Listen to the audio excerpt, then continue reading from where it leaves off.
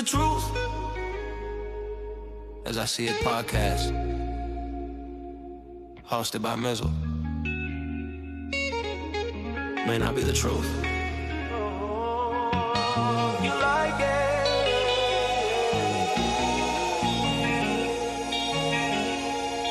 but it's damn sure the truth as I see it.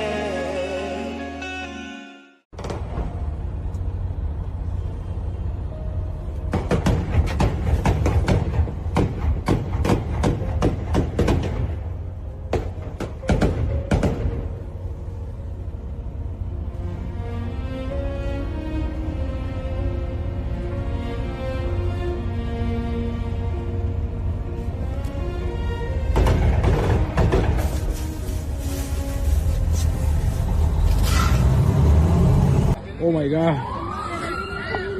Huh? Venía saliendo como... They shot it up. Hey, blood, he dead. Who's dead? Hey, blood, from the driver dead, bro. Oh yeah, he did. Yeah. He did. Them motherfuckers.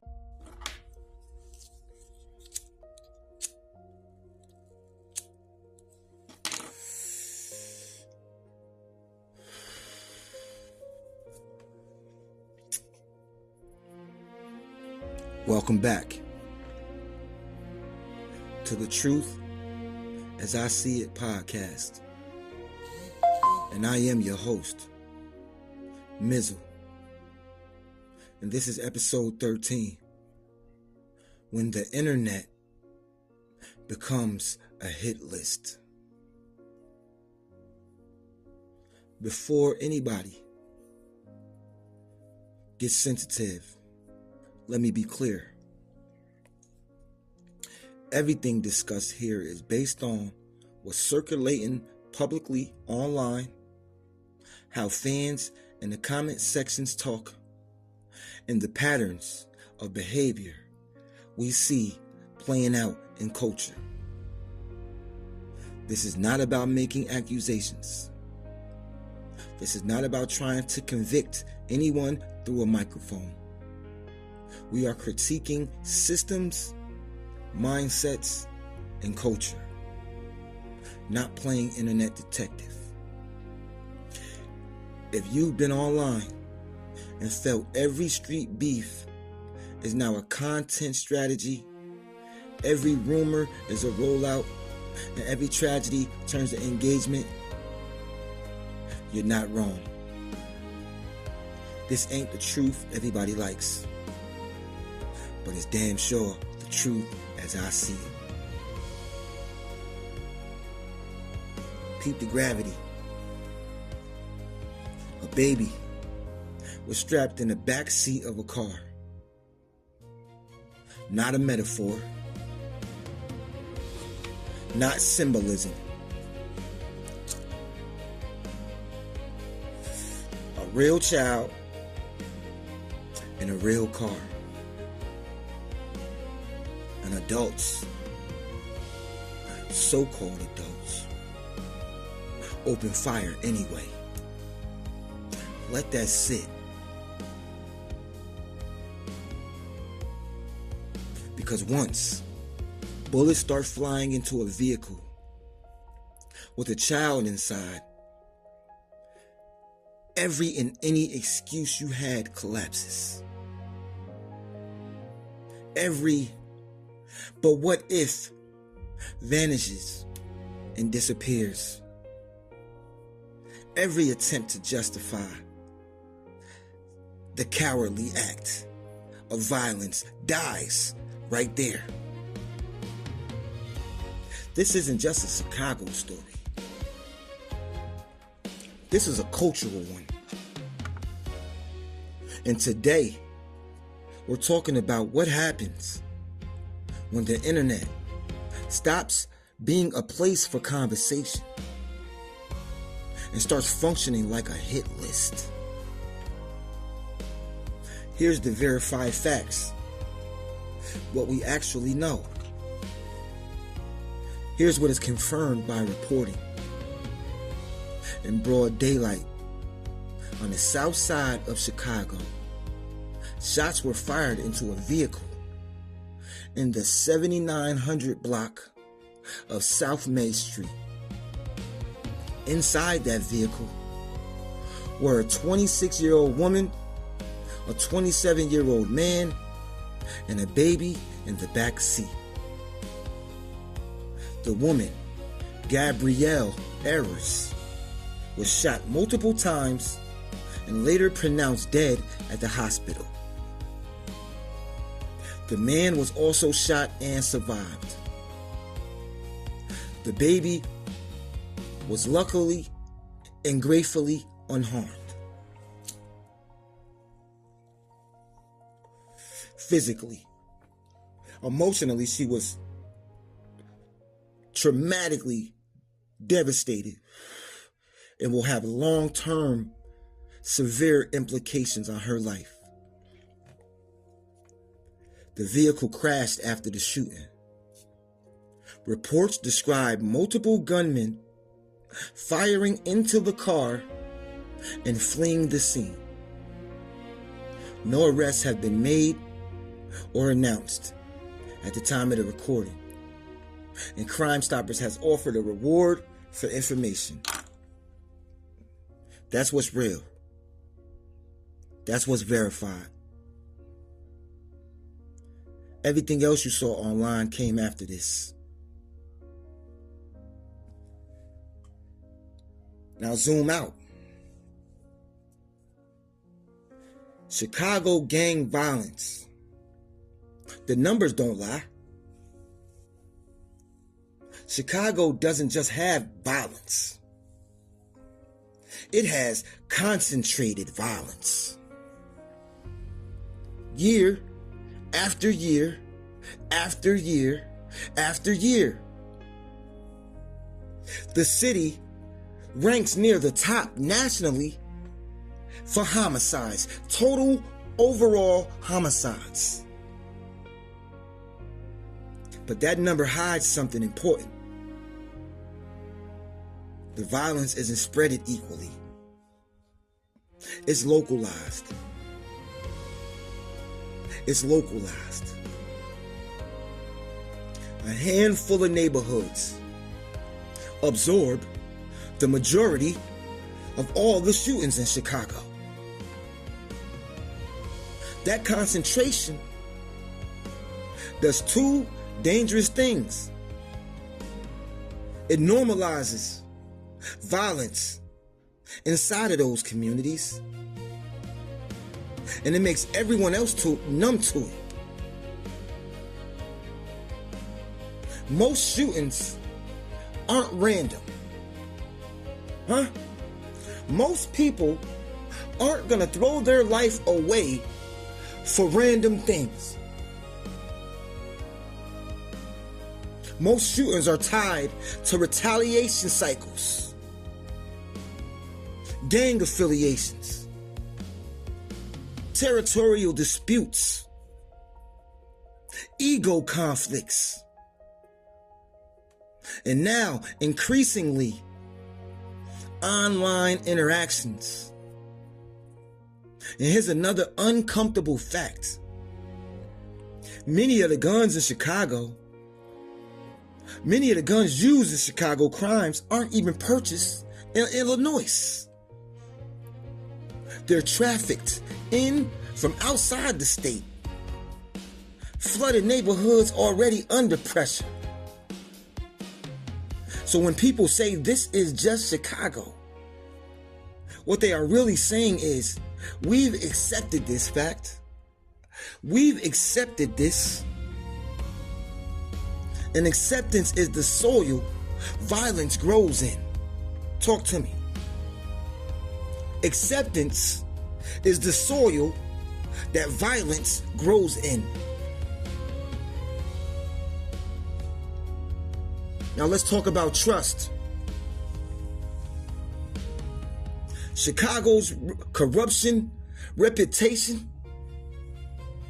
Chicago has a long documented history of political and institutional corruption.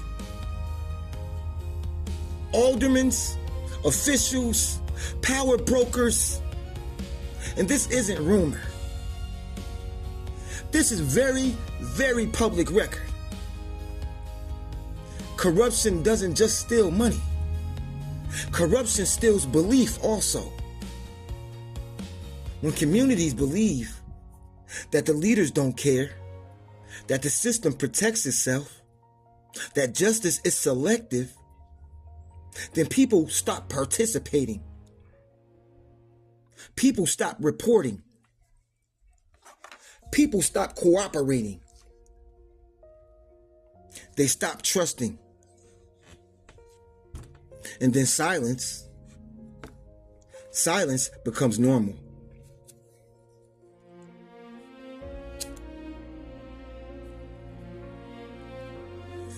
Silence is not neutral. Silence only protects violence. Silence is not neutral. Silence only protects silence. That's why corruption isn't just a political issue. It's a public safety issue. Huh? It's a public safety issue. The first question that is always asked, well, what did they do? What did they do? Now watch what happens next. Before the grief, before investigation, before the facts, the internet always asks one question. Well, what did they do? Not who would ever do this. Not why is this ever happening. Not, but how do we explain it so we don't feel unsafe?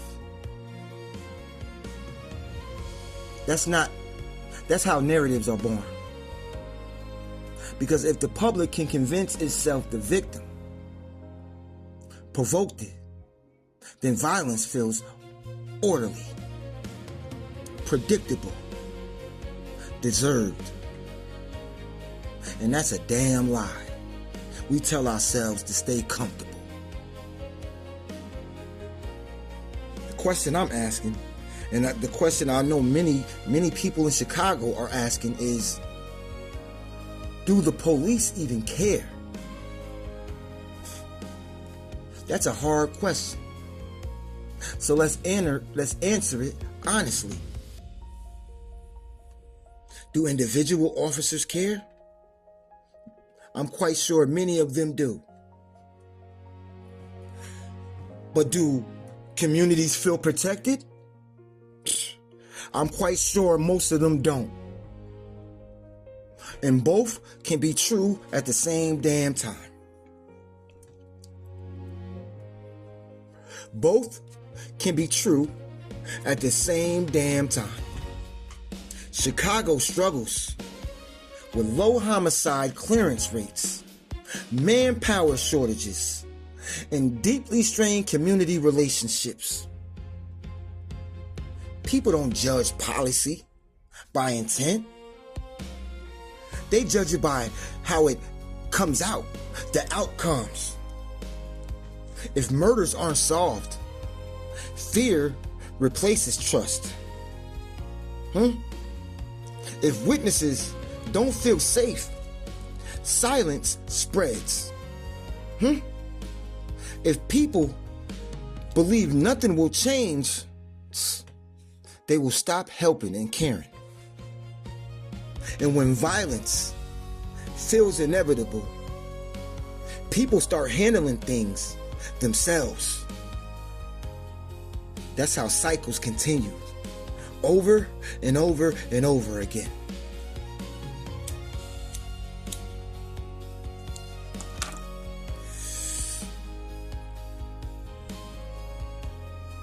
Now let's address what's circulating online. And this must be handled with care. There are people claiming that the female victim was dissing deceased ops family members or was involved in an online beef. Let me be clear. That has not been verified by credible reporting. But here's the problem. Look how fast people use an unverified claim to morally justify murder. Look how fast people use an unverified claim to morally justify murdering someone. Even if, hypothetically, someone said something reckless online. Words are not a death sentence. A post is not a warrant. A comment is not an execution order. That logic is the logic of a failed society.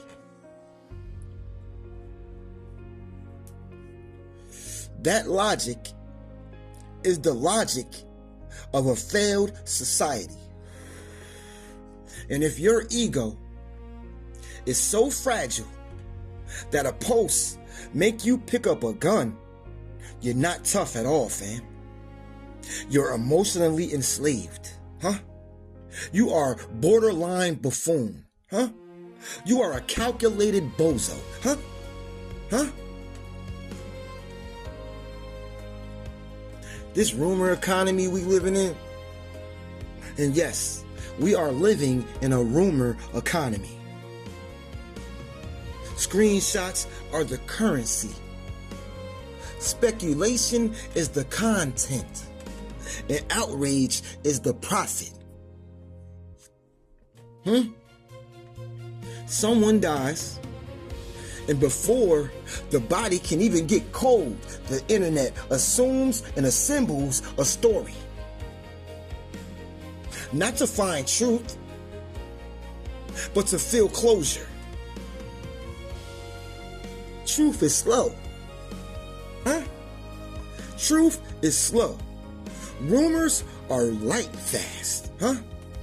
Rumors are fast.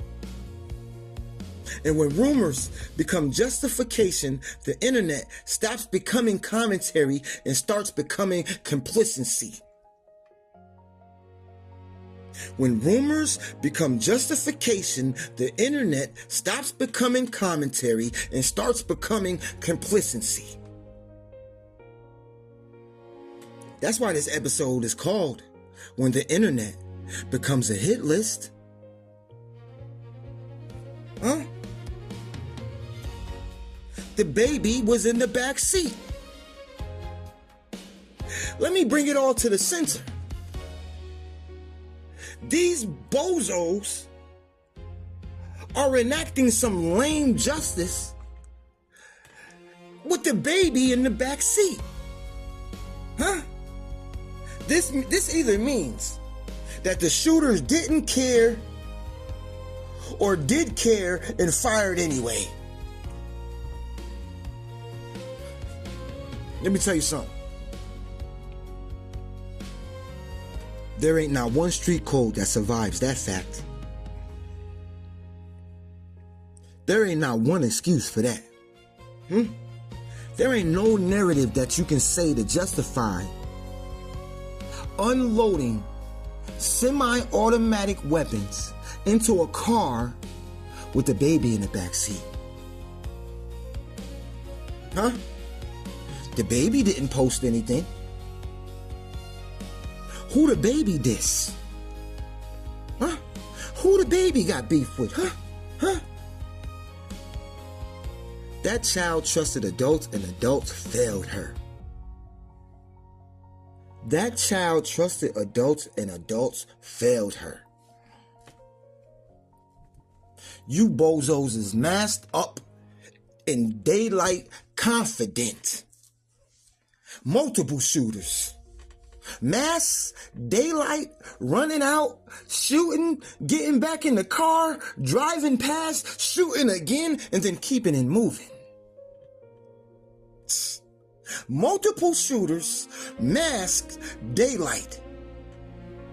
That is not desperation. That is confident in knowing that you are going to be back at the crib in 15 minutes. Huh? That is confident in knowing that you can be posting what you did online in 15 minutes once you get back to the crib. You confident you're going to make it back to the crib. That's Chicago. That's Chicago. Well, let me tell you this. Confidence that no one will talk. Confident that no consequences is coming. Confidence built on silence and fear. And when rewards have to be offered just to move investigation forward, that right there is a policing issue. And the community is fractured. Both can be true.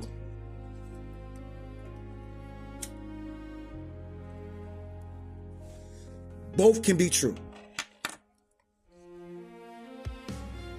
Let me say this plainly. The culture will eventually face its reckoning. This lame ass culture that y'all glorify, this bozo ass culture that y'all love so much, reckoning is coming into it. Reckoning is coming to it. If your culture allows firing into cars with children inside, that's not culture. That's not culture, fool. That's sickness. If your first instinct is to justify murder with rumors, then you are part of the problem, sir.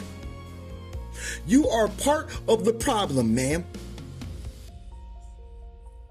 If you consume this like entertainment and move on tomorrow, then you are the feeding machine, sir.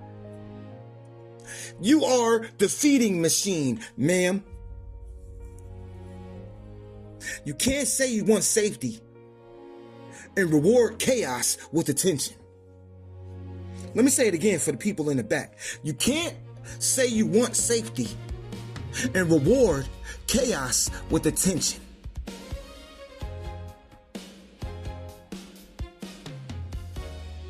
What we talked about today isn't meant to make you comfortable at all.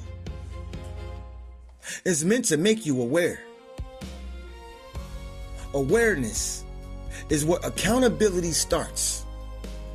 Awareness is where accountability starts. Understanding is where accountability begins to change.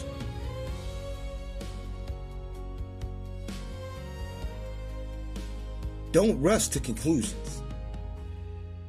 Don't let outrage replace your thinking. Don't let noise convince you that it's truth. Because it's not. In a world that moves this fast, shouldn't wisdom still move slow? In a world that moves this fast, shouldn't wisdom still move slow? Learn to pause. Learn to question. Learn to think. This is the Truth as I See It podcast. And I am your host, Mizal. And this is episode 13. When the internet becomes a hit list. Sometimes the most important truth is the ones we don't rush past. I'm going to see y'all in the next episode. Mizal, out.